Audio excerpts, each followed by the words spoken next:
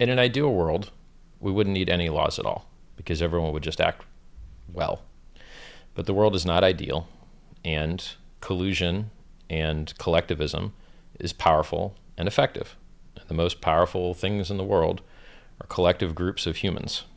And one of the best ways that we've found to overcome the negative aspects of collectivism, whether it is corporatism or tribalism or nationalism or government evil, is through the enforcement of rights. And so I do agree with you that government intervention often turns out very poorly. I do agree with you that giant multi-billion-dollar corporations don't really need a subsidy from the common man in the form of taxes that get passed on to them. In this case, however, it is very unique because the bandwidth that we use to communicate is and always will be, until mesh networks are ubiquitous, which isn't coming anytime soon, quite restricted. So in the example of highway robbery, you could say, how dare you regulate against highway robbery? You could just choose to use a different road.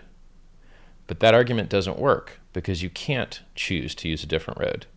And by that same token, you could argue, how dare you try and regulate what an ISP has to do on their lines, on their bandwidth? But it's a special case because there's a very finite number of high bandwidth entry points into your home.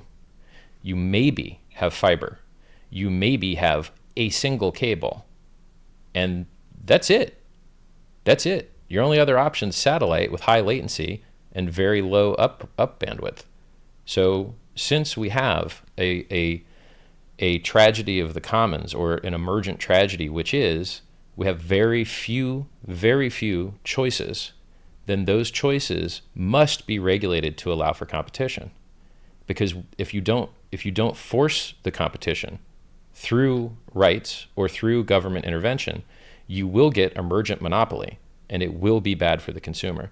The consumer has never had less choice in banking. The consumer has never had less choice in ISP. The consumer has never had less choice on where to buy products.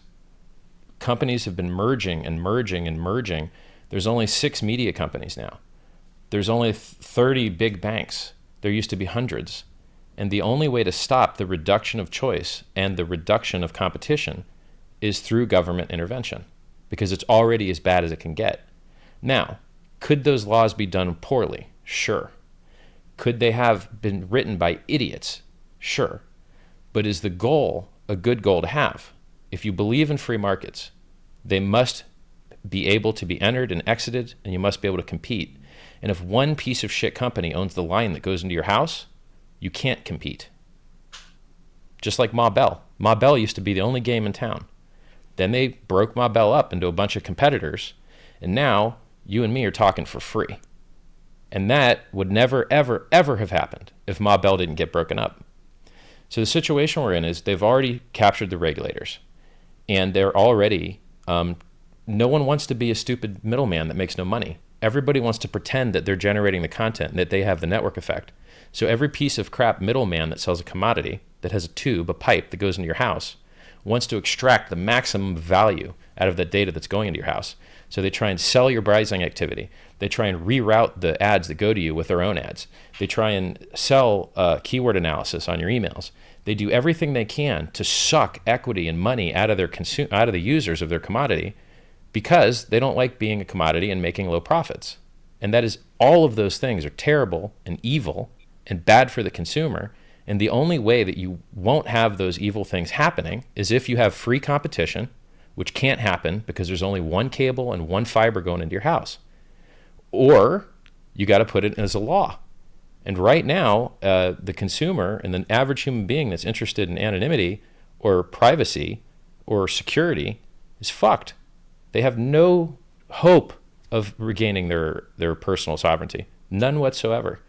Except in the few countries where they have made it a law. I saw on that list 6 countries: Costa Rica, Estonia, Finland, some other places, where they made it a law that you have to be able to get internet access, and that the internet access you get can't be screwed with.